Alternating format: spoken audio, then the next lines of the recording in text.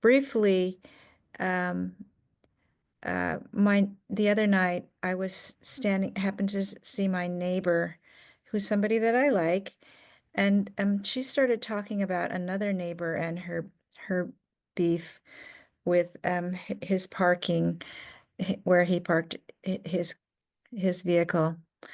And she's just felt very, very strongly about it. And I didn't want to, I didn't, I didn't really know how to respond to that. In an NVC way. Like I wanted to, I wanted to be able to say, like, oh, you're feeling very strongly about this issue. I see you're feeling, but at the same time, I felt like I just wanted to stop this and stop trying to make me feel as upset as I felt like she wanted me to be as upset as she did, and I felt like I needed to put a boundary on it. I just wanted to stop. So how would you, what what advice would you give in situations like this? Well, if someone says to me, I don't know what wording she was using, right, that gave you the sense that she wanted you to agree with her. But there is a thing sometimes where a person, what they want, or at least what they think they want, is they want you to agree. That's what they want. And they want that more than they want what NVC would call empathy or empathic listening or something. So if you start going like, oh yeah, it sounds like it's really, you have some strong feelings about it, and maybe you kind of getting kind of frustrated with him and really wanting more consideration or whatever, you might be doing empathy guesses, that kind of thing. And she replies with, yeah, I mean, don't you find him just really obnoxious and overbearing and just like he's always mansplaining and whatever, do you not find that? Do you not find that, Anne? Do you not find that he's really like that kind of thing? And and you're kind of like, that's where it's the honest thing that comes in, right? Because if you do, and you're like, yes, he's obnoxious or whatever, then you're doing what Marshall would call the agreement jackal, where you're now both judging him, but you're in agreement with each other about how dreadful he is. So you have a sense of togetherness and community and companionship, right? That kind of thing. But Marshall would say you're still drifting, you're totally drifting out of NVC by aligning with someone else's judgments or blame or whatever.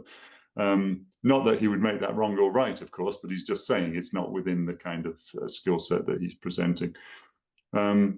So that's the one thing. If I am agreeing that I've got those judgments of the other person, then that's useful information for me. I might be like, oh, it's funny. I am judging that neighbor the same way that she is.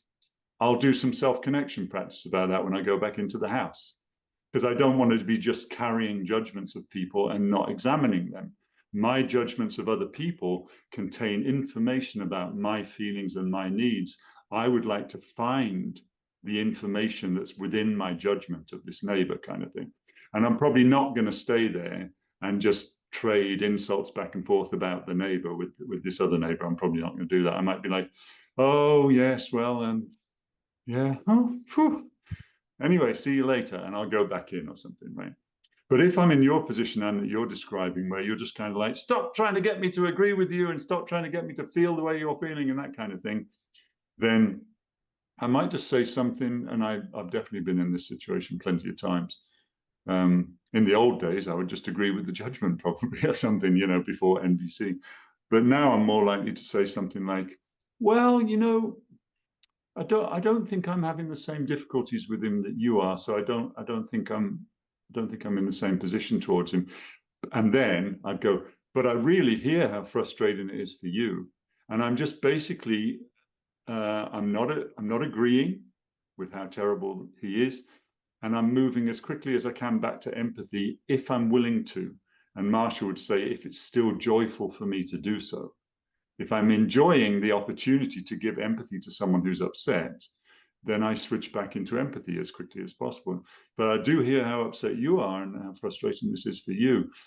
And if she goes back to like, oh, come on, surely you've seen how terrible he is, right? Because really pushing it, really wanting that agreement, really wanting companionship in the judging, I might again be like, I don't know. I mean, I don't I don't really have that experience, so I can't kind of join you in that exactly.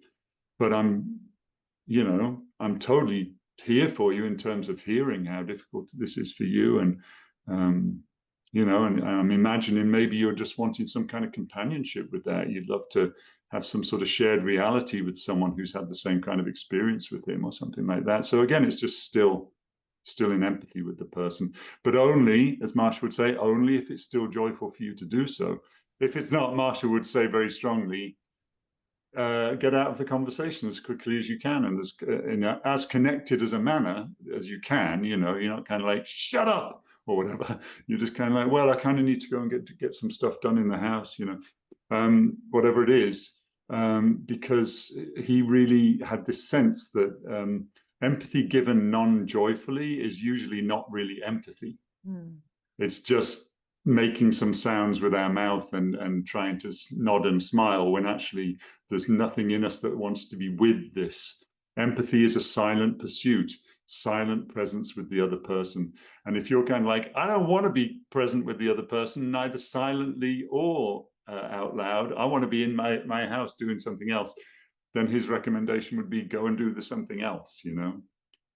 Because you're not really showing up with empathy anyway. So pretending is not doesn't tend to be of service to anyone. Here and there, whatever. There's no should about it or anything like that. It's just his expression of what his sense was of what tends to be connecting versus what tends to be disconnecting or yeah. Does that address the question, Anne? Yeah, that was very helpful. I mean, it sounds like it's sometimes you just have to say in as kind a way as you can, I just don't agree with you. So can you please stop? Yeah, I mean, I wouldn't even necessarily say please stop. It's like I'd like them to continue. I'd just like them to continue sometimes not with me. There's another 7 billion people on the planet that they can talk to about the neighbor, right? So it's like that. And my mom, I've told this story before. My mom, telephones didn't look like this when my mom was using telephones in the 70s and the 80s. But you'd listen to my mom on the phone with someone, a family member, a friend, or something, and the friend was going on and on and on and on and on about their life. And my mom was actually quite a skilled listener, I think. I didn't really realize that at the time. I was too busy playing with my toys or whatever. But she was, and you would overhear her down the stairs. And at some point in the call, she'd go, "Anyway, I will need to go soon because I've got to make the lunch in about 10 minutes. But anyway, what were you saying?" She'd give people a 10-minute warning, and then 5 minutes later, she'd go, "Anyway, I do need, as I mentioned, I've just got another 5 minutes. I've got to make the lunch. But anyway, did he say that to you? Wow, I'm amazed. That must have been very upsetting for you. This kind of thing, right?" And then 1 minute warning. She'd go, "Well, I do need to go now. I do need to go because I really need to get the lunch on for the kids." Yeah, yeah, yeah. And you'd see her doing the thing because it was the old-fashioned phone where you've got to put the phone back on the cradle of the thing, right? And she'd be going, "Yeah, yeah, yeah. Okay then. Okay, okay, all right. Okay, bye." She just put it down, and you could tell that sometimes the other person was still mid-sentence. But she'd given them the 10-minute warning, the 5-minute warning, and the 1 minute warning, and the phone call was gonna end, right? That was it. And I learned from that, I think, very early on. When I came to NBC, I had that kind of described to me by Marshall Rosenberg and people in different languaging. But it was very clear what she was doing. She was available for as long as she was willing to be available. I have like lots of situations. Maybe you can create one if you need me to create a situation. I could come up with something, but um, I'm curious about the best NBC way to set boundaries with people you have to make decisions with, or Hmm. like I guess I'm just so conscious of our collective right now, and or even we can think of this as a micro level, like if you're in partnership and you have to make a decision with someone that and that decision is going to impact both of you, but you have different needs. And I feel like that's what's happening in our larger collective, right? We have all these various needs. We all have to come together to make a decision. Yeah. So I guess I'm curious, like, what's the best NVC way to And grapple I was with curious that, because answer that? Yeah. you put the word boundary in there. So what you're dealing with someone that you're making a decision with, Yeah. and for ease, can we talk about just like you and another person, because then that Yeah. scales up if it's you and 2 other people, or you and 10 other people, or 250 million people. So, and you're wanting to set a boundary with someone around making decisions, and those decisions are going to impact both of you. Mm-hmm. And there's the notion of who was talking about this the other day? It might have been Lisa, I'm not sure, about boundaries and limits. And it's sort of the sense that I make of that language choice, limits versus boundaries. And Lisa could chime in if she comes. It's like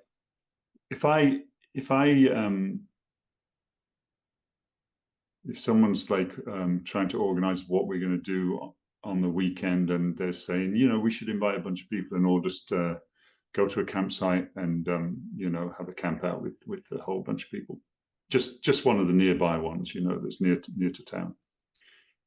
And I'm kind of like, I would have energy for that for one day. When I look at my schedule and my commitments to other people and all that kind of thing, there's a natural limit to what I can joyfully commit to. And it's not a 2-day weekend. That is not a naturally arising joyful. So it doesn't mean it's necessarily impossible, but it would mean there would have to be some alteration to how things are being structured and all that kind of thing in order for me to, I'll need it to be near a cafe where I can sit in the cafe for at least 4 hours on each of the days doing work or something like that. That would work. So there's a possibility, but it would require negotiation. And so it depends if your limit or your boundary is connected with needs, then it can be that there's room for negotiation still. I might be able to do it, but only if there's a cafe with good internet. And if the boundary or the limit is thought of as being on the strategy level, like strategy, in MVC, anything that involves a person, a location, an activity, a time, or an object.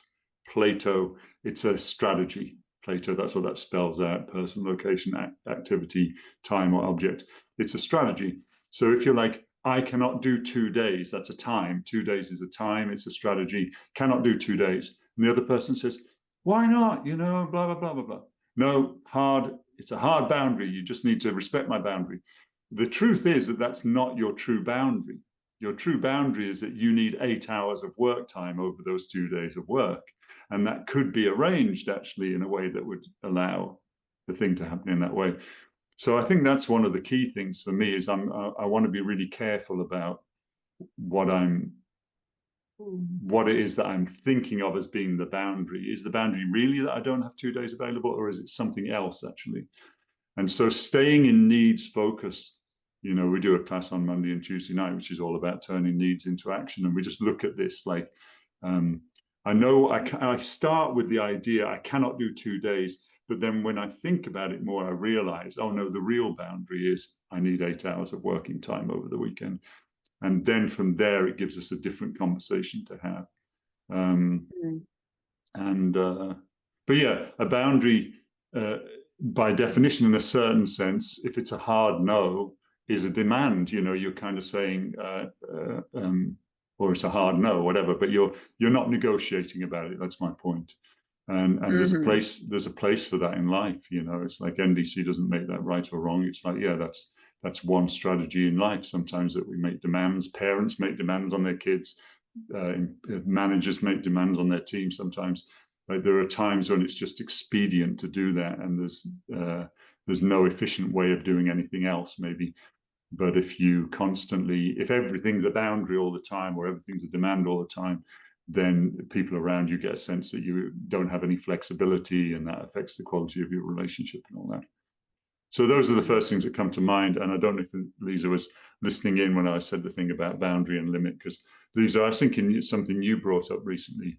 I don't know if you wanted to say anything about it. I learned it from this article from Mickey that I just posted Oh, you just posted the article? Oh, nice. Okay, great. in the chat. In general, Mickey Kashtan is just like, I've worked with her in the past, and my estimate was that she thinks at least twice the speed that I think, regardless of whether or not she's had 1 hour's sleep last night or anything. And she writes just I can't find the word, but a lot. Prolifically, that's the word I was looking for. But I landed on a lot. And very, very, very deep thinking about all these things. You might not always find yourself agreeing with her deep thoughts, but she has thought about all these things so much and explored all the angles, or many angles, maybe not all the angles. So yeah, I read her blog from time to time. I want to know that sometimes, because I also did once, for example, this week, one-on-one, I mean, like we paired, and I talked about my, so empathy listening, about what I was obsessed with during the week. And I want to know that if I don't want to go with my own stories, because if something is not joyful, I don't want to repeat it many times a week. And even maybe for any reason, how I should practice with other people here or in my one-on-one. Because you're not wanting to repeatedly give energy to some story from your life, which is an unhappy story or a painful story or something like that. Yeah.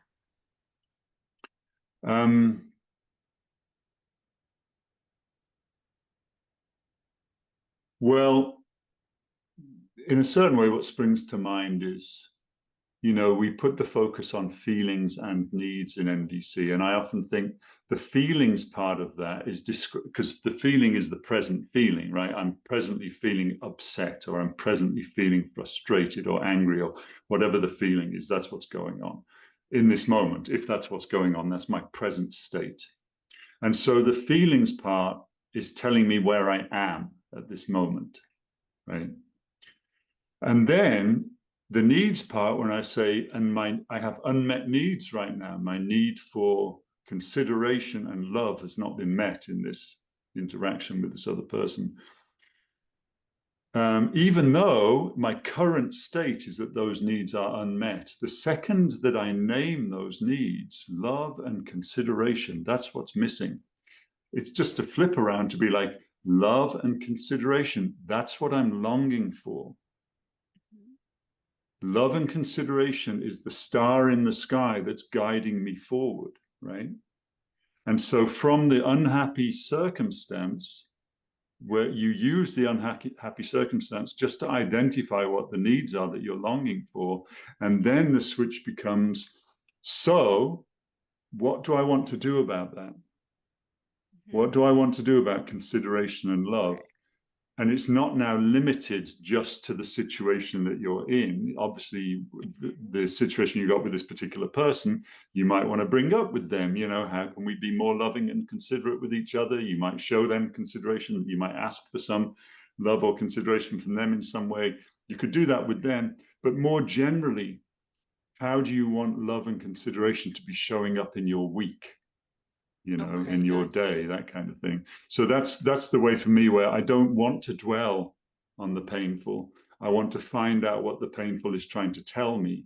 And then I want to dwell and spend time on where am I trying to get to? What am I trying to do? What do I want to do about my needs here? Okay. Yeah. Or the needs of the other person. It might be that they said their need for consideration was unmet. So it might be, what do I want to do about that? Anything? If so, what do I want to do? Yeah. Actually, I like the idea. Thank you.